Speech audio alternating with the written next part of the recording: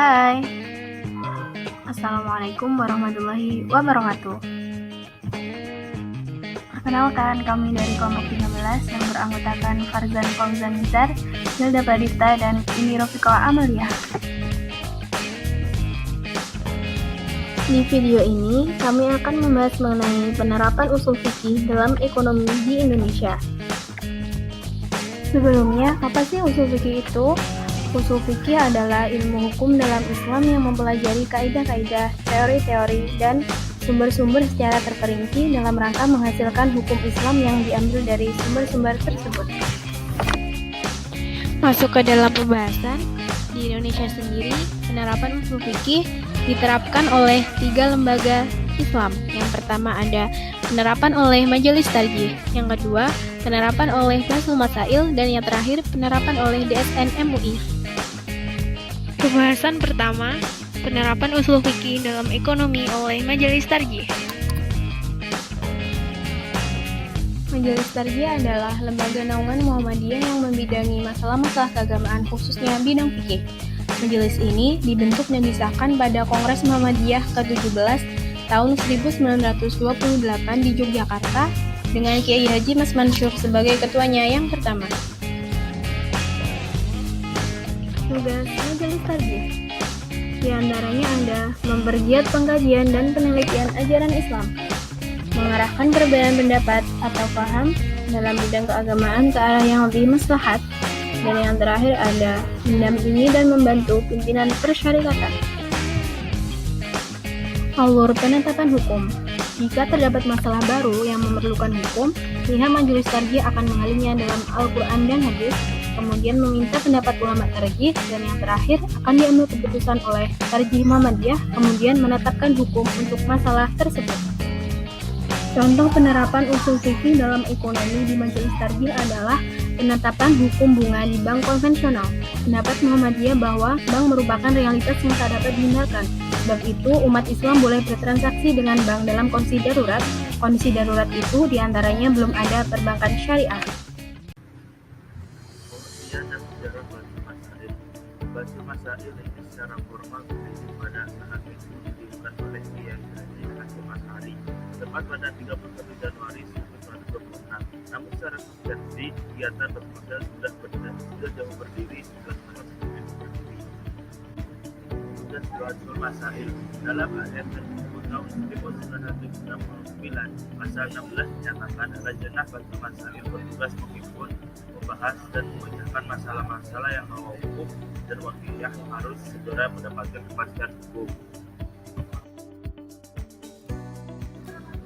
Metode penetapan hukum Basul Masail yaitu ada 2. Yang pertama ialah metode qauli dan yang kedua ialah metode manhaji.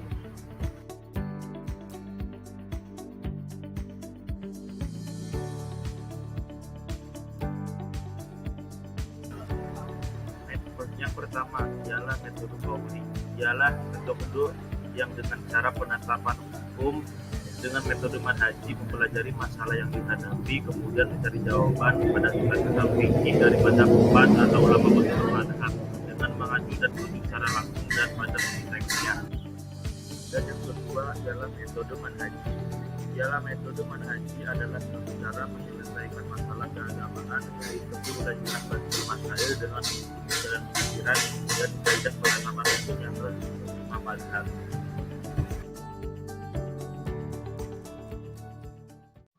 Baik, untuk yang selanjutnya yaitu penerapan usul fikih ekonomi oleh DSN MUI.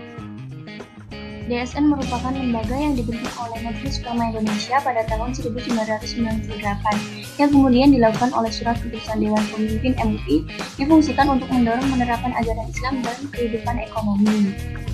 DSN MUI bertugas mengeluarkan fatwa atas produk-produk keuangan syariah agar sesuai dengan nilai-nilai syariah.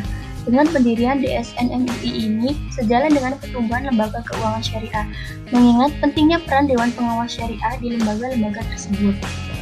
Selanjutnya yaitu pengertian fatwa. Menurut Kamus Besar Bahasa Indonesia, merupakan jawaban keputusan atau pendapat yang diberikan oleh mufti atau ahli tentang suatu masalah, berupa nasihat orang alim, pelajaran baik dan fatwa. fatwa adalah jawaban resmi terhadap pertanyaan dan persoalan yang menyangkut masalah hukum. Tugas DSN MUI yang pertama, menumbuh kembangkan penerapan nilai-nilai syariah dalam kegiatan perekonomian dan keuangan. Yang kedua, mengeluarkan fatwa atau jenis-jenis kegiatan keuangan syariah.